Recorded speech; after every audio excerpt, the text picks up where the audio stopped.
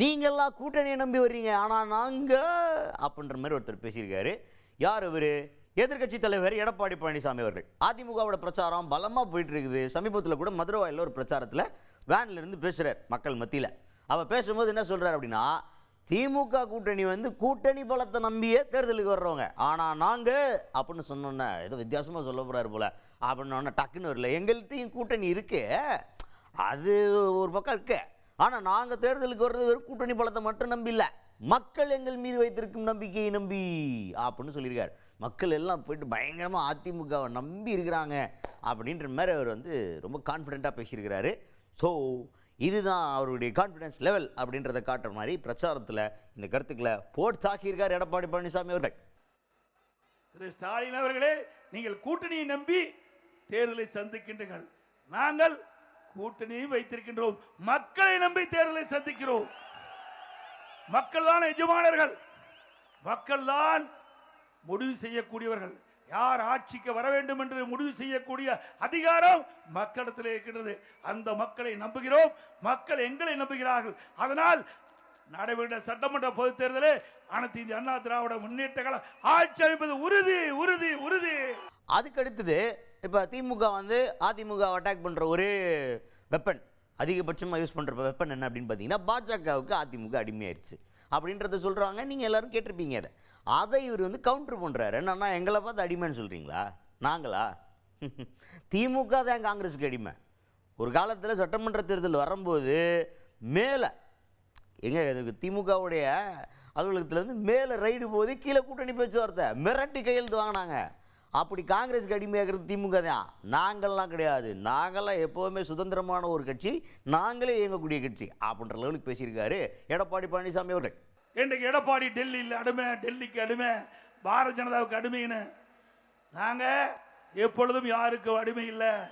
தேர்தல் சட்டமன்ற தேர்தல் நடைபெறுகின்ற ஒரு காலகட்டத்தில் திமுக காங்கிரஸ் கூட்டணி வச்சது. அந்த காலகட்டத்தில் அறிவாலயத்தில் முதல் மாடியில் ரைடு, தரைதளத்தில் கூட்டணி பேச்சுவார்த்தை. மிரட்டி கையெழுப்பு வாங்க மாட்டாங்க. காங்கிரஸ் கட்சியை சேர்ந்த மிரட்டி திராவிட முன்னேற்ற கழகத்தை அடிமைப்படுத்தி தேர்தலில் கூட்டணி வைத்தீங்க. நீங்க தாங்க காங்கிரசுக்கு அடிமை. திராவிட முன்னேற்ற கழகம் தான் காங்கிரசுக்கு அடிமை. லேட்டரா என்ன சொல்றாரு அப்படின்னு பாத்தீங்கன்னா, 2 மாசத்துக்கு முன்னாடி கூட முதல்வர் பேசும்போது நம்மளை பத்தி ரொம்ப மட்டமா பேசினார். எடப்பாடி பழனிசாமி அவர்கள் கட்டையை திறந்து வச்சுட்டு இருக்கிறாரு, யாருமே கூட்டணிக்கு வரல அப்படின்லாம் சொன்னீங்களே முதல்வரே, இப்ப பாத்தீங்களா எங்க கூட எவ்வளவு பேர் இருக்கிறாங்கன்னு சொல்லிட்டு. பலமான கூட்டணி, ஒரே கருத்தை, ஒரு மையமான கருத்தை மையமாக வச்சு நாங்கள் சேர்ந்துருக்க கூட்டணி. என்ன, அவங்கள காலி பண்ணுறது மட்டும்தான் எங்களோட கருத்து, அவ்வளோதான். திமுக ஆட்சி காலி பண்ணணும், எல்லோரும் வாங்க வாங்க அப்படின்னு ஒரு டீம் சேர்ந்து அந்த டீம் ரொம்ப பவர்ஃபுல்லாக இருக்குறாங்க அப்படின்ற மாதிரி ரொம்ப கான்ஃபிடென்ட்டாக ஒரு கூட்டணி மீது சரியான நம்பிக்கை வச்சு பேசியிருக்காரு எடப்பாடி பழனிசாமி அவர்கள். ஸ்டாலின் அவர்களே, 2 மாதத்திற்கு முன்பு என்ன பேசுனீங்க? எடப்பாடி பழனிசாமி கடையை விரித்து வைத்துக் கொண்டிருக்கின்றார், கூட்டணியை கூவிக்கு அழைக்கிறார், யாரும் இல்லை என்று சொன்னீங்க. எங்க கூட்டணியை பொறுத்த வரைக்கும் திறந்த மனதோடு ஒருமித்த கருத்தோடு கூட்டணி அமைச்சிருக்கிறோம்.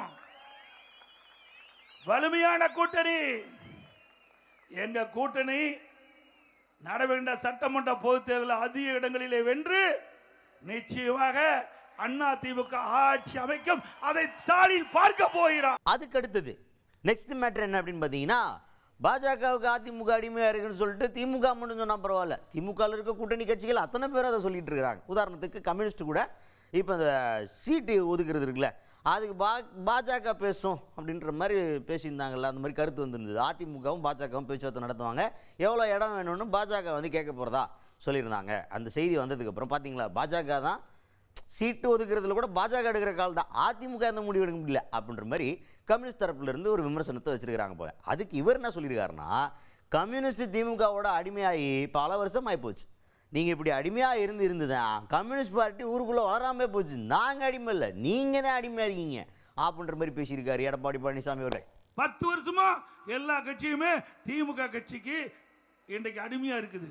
அவள் செய்கின்ற தவறை எதுவுமே சுட்டி காட்டுவதில்லை. இன்றைக்கு கம்யூனிஸ்ட் கட்சிக்காரர் பேசுகிறார். இன்றைக்கு அண்ணா திமுக பாரதிய ஜனதா கட்சி கூட்டணி அமைச்சிருக்குது. அந்த தேசிய ஜனநாயக கூட்டணி அங்க வைக்கின்ற கட்சிகள் அவர்கள் அந்த கூட்டணியில் அங்கம் வைக்கின்ற கட்சிகளுக்கு அங்கங்க என்னென்ன தொகுதி கொடுக்கப்படும் என்ற ஒரு அறிவிப்பை கொடுத்த உடனே அதுக்கு ஒரு களங்கம் கற்பிக்கிறார். கம்யூனிஸ்ட் கட்சி சேர்ந்த திரு சண்முகம் அவர்கள். திரு சண்முகம் அவர்களே, நீங்கள் அடிமைத்தனமாக இருக்கின்றது இந்த 10 ஆண்டுல மக்களுக்கு தெரியும். அதனால தானே கம்யூனிஸ்ட் கட்சி வளராம இருக்குது.